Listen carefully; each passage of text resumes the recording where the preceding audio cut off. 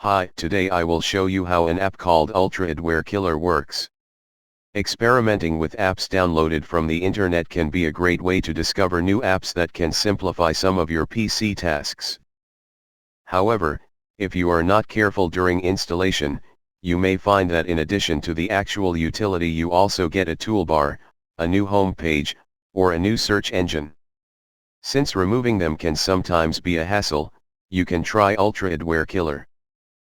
A useful feature of this app is that it does not need to be installed on the host computer, so you can simply copy it to your removable USB flash drive and launch it whenever you want to assess a PC status in terms of Adware.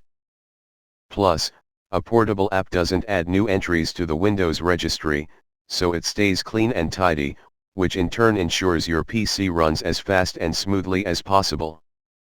Since this app aims to help users easily remove Adware from their PCs, along with all the changes it brings, such as unnecessary toolbars, customized search engines, and homepages, it is designed to be the most intuitive as possible.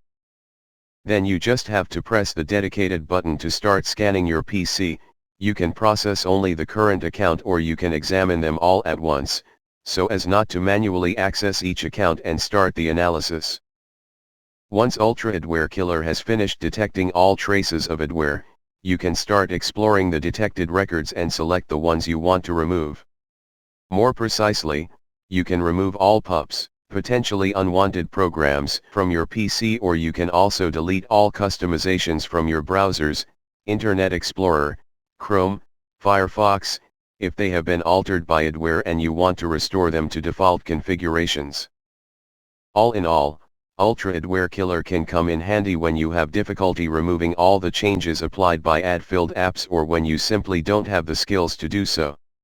See you next video, and now some music.